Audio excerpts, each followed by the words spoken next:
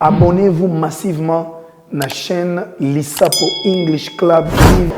Bonjour à tout le monde. Na sepeli mingi parce que nous avons toujours présence na bino. Bokoto bobenga bato belé. Bokoto pote congolais partout à Zouami à l'anglais sans peine, sans difficulté, sans peur. Alors la fois passée, la leçon de l'équipe, on a dit Telling the Time, leçon 28, partie A, Telling the Time. Mais avant de tell the time, tu vas ngonda et c'est useful expressions, tu comment qui les expressions utiles. L'expression est en motuya pour motuya. Par exemple, quand tu as heure, what time is it? Alors, ou soit, please provide me the time. Horloge, autochara na mur nanda, et clock. Auto lata na libeko na tala na heure na chombo. Ya on a ça na ngote souvent. Auto lata na a watch. Au arbitre ça il a to benga a stopwatch. Donc chrono. Battery, ce qui montre nous en retard. My watch is slow. Ce qui montre nous en avance. My watch is fast. Ce qui montre nous my watch is out of order. Long hand ou bien minute hand, etc. Donc on est à la leçon de la 28A, les autres dans la leçon 28B. Nous avons comment cotan la heure. Bande cotan la heure en anglais est facile comme bonjour. Quand nous lire à l'Onyampoul, on entend la heure.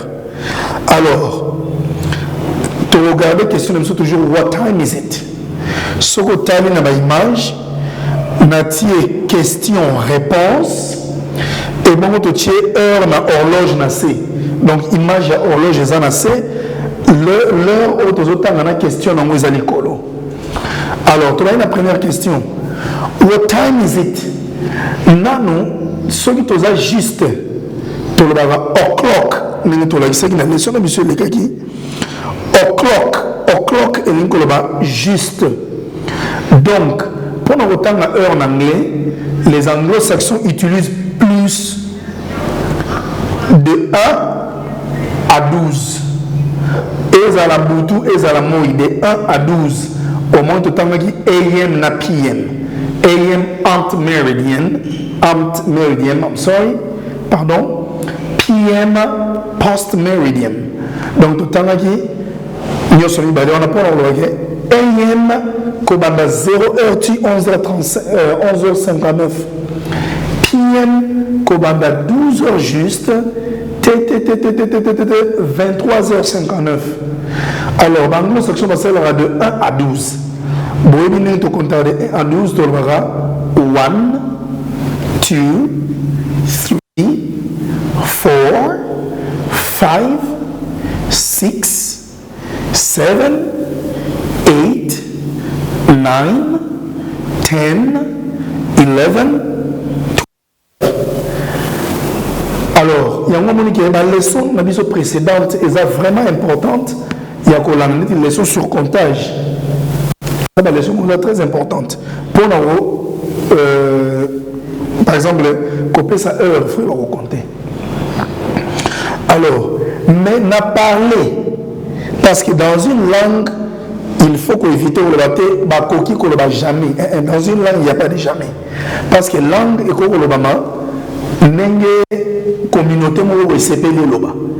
Alors, si on a la BBC, chaîne anglais, heure moko, au lieu de par exemple 2 p.m. aux heures 14 heures, au moment où on va 14 o'clock, ils disent 14, vraiment 14. Mais grammaticalement, dans l'anglais pur comme ça, ils ont de 1 à 12. Merci. Alors, ce qui est juste, tu le verras, o'clock. Tant que, par exemple, what time is it? It's 3 o'clock. It's 3 o'clock. 3 heures juste ou 15 heures juste. It's 3 a.m. Donc 3 heures. Ce moment déjà présent, c'est a.m. et l'ingolo 3 heures. It's 3 p.m. Et l'ingolo 15 heures pour p.m. les après-midi na Boutou.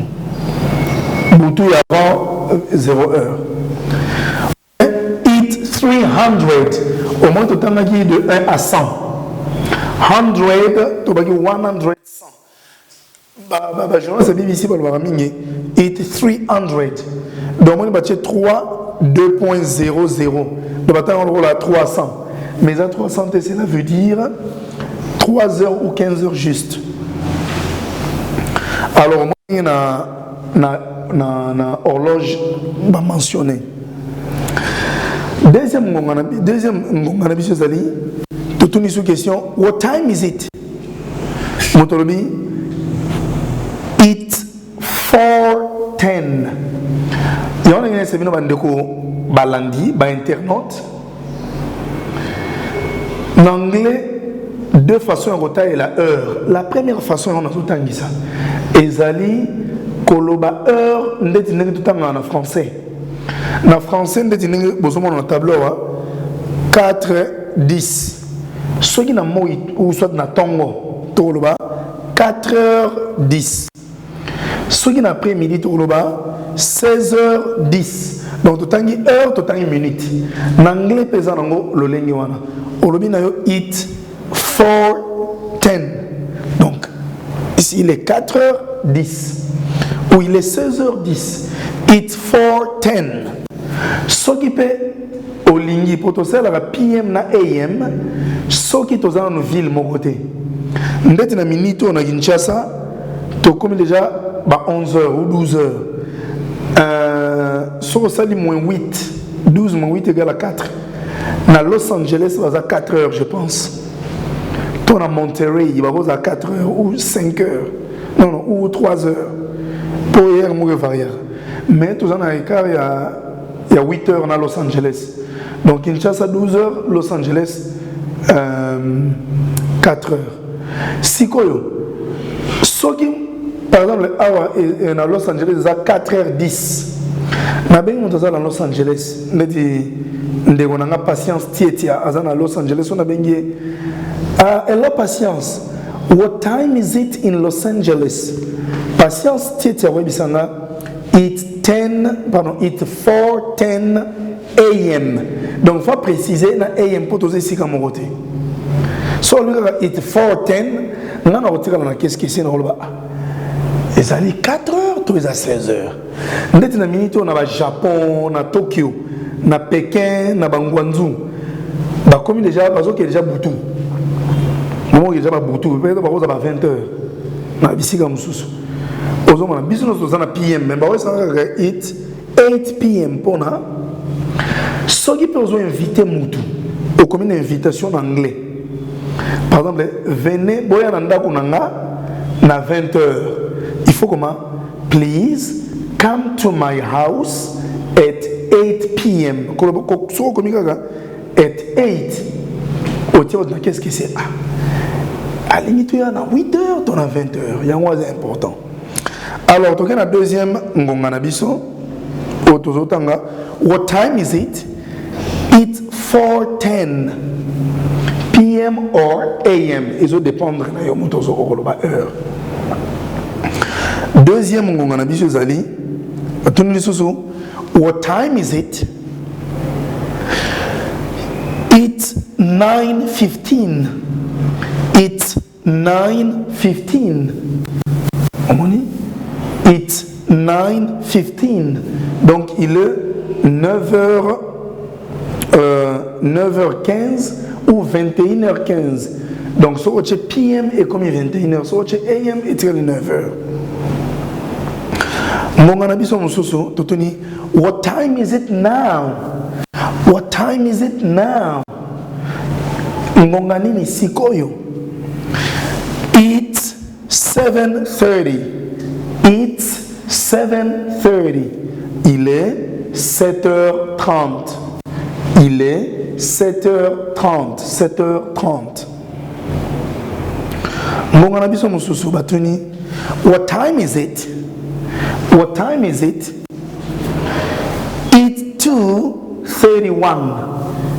It's 2:31. Il est 2h ou 14h31. 31 minutes. Mon pas It 2:1. On a remis 14h31. It's 2:31 a.m. On a 2h31. What time is it? What time is it? It's 5:43. It's 5:43. Donc 5h43 ou 7h43. Merci beaucoup Nabino Bandeko Balandi. Bomoni na ba image. Okoki pe ko sala exercice aux horloge na yo, ozo changer ba heure, ozo comme ba heure. Comme ça, on appelle ça qui numéro, on a 081 68 01 002. Au na WhatsApp, bah exercice na yo. Et bon, prochainement, tu retires le exercice pour ça. Si ici exercice, au tinde les biso exercice na yo na WhatsApp, tu corriger tes ongles les bino. Merci beaucoup. Goodbye. Anglais moko bazo l'accepter na ndenga lingala pour comprendre facilement. Belé bozo déplacer bozo ki na mboka ba paya ozo na monoko anglais bozo na et compréhension na likambo ba ko biso ya pete o comprendre anglais te ba tindi ko mulai pona ba schéma ko sama ko ba monoko anglais za pete ça simple langue ko banga ngote bokota na club isa English TV bango ba laksa ka penda na ndenge ke muto azana matière ko banda 01 o ka penda how are you isuka